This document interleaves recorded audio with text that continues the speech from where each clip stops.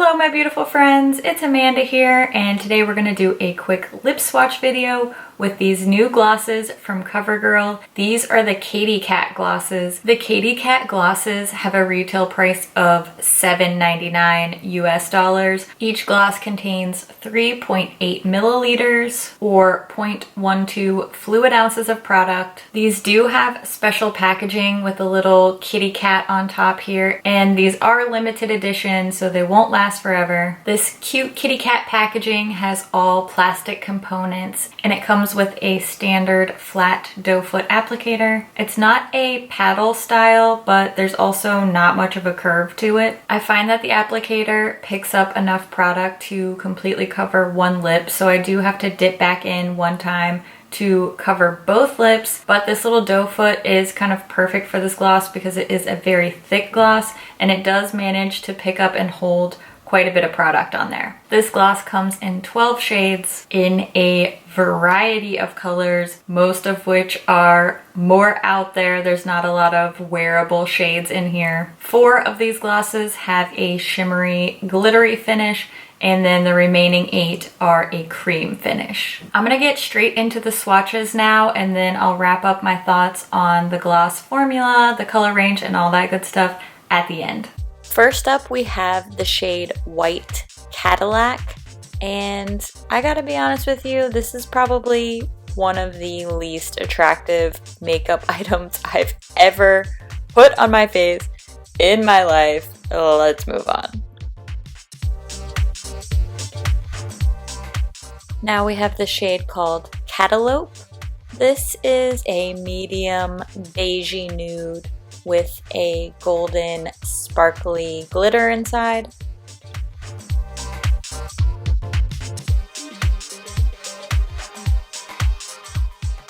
Next up is Tabby Tease. This is a classic coral shade, perfect for spring and summer. This is the kind of shade that looks really, really pretty on a lot of different skin tones as well.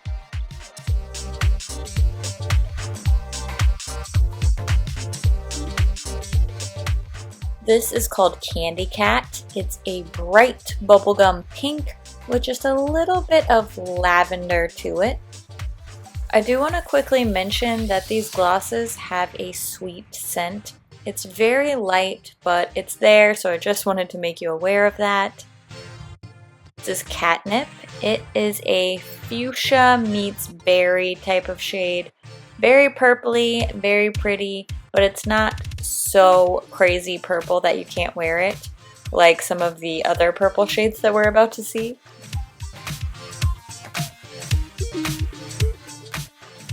Speaking of crazy purples, this one's called Pounce, and it's a true lavender. I think this one actually looks a lot better on than I expected it to. Still not going to be a go-to for me, but I actually like it.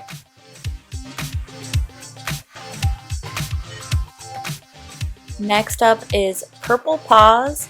This is very similar color to Catnip, but this one has some iridescent shifting blue shimmers in it.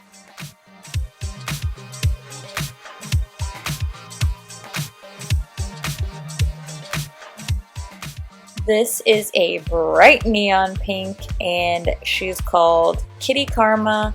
This actually looks a little bit lighter in swatch than it does on the lips.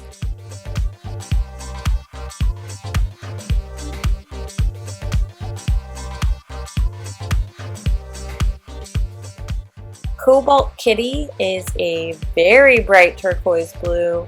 I'm actually impressed with how pigmented this is. I feel like though you can see some patchiness of the lips through there, this is a lip gloss, so I'm pretty impressed with this one. Now we have Ninth Life. This is a very classic cherry red. The undertone is not too blue, it's not too yellow, it's just right in the middle. This is really a perfect red.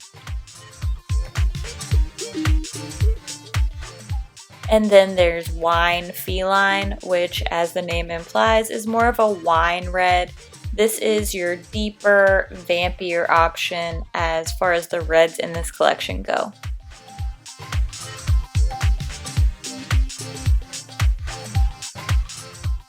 And last but not least, we have Indigo Cat, which is this super dark indigo blue. As you can see, it has a little bit of patchiness.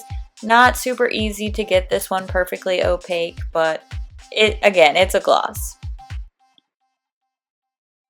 When we talk about a lip gloss formula, the number one thing that everybody wants to know is it's sticky or not. I think that these Katy Cat glosses are a medium stickiness. They're not completely smooth. I definitely wouldn't want to be, wearing my hair down on a windy day with one of these glosses on. But I also don't feel like my lips are cemented together.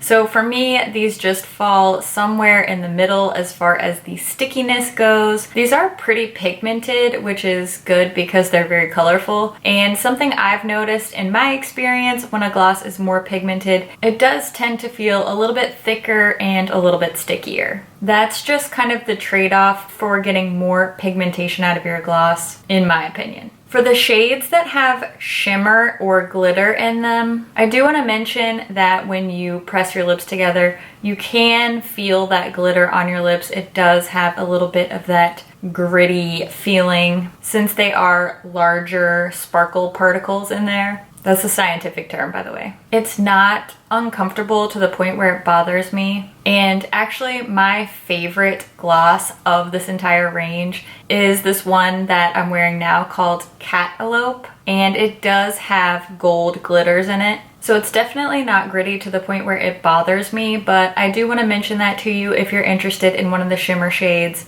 FYI, you can feel those shimmers on your lips. I think Catalope is actually the worst one for feeling the glitter on the lips.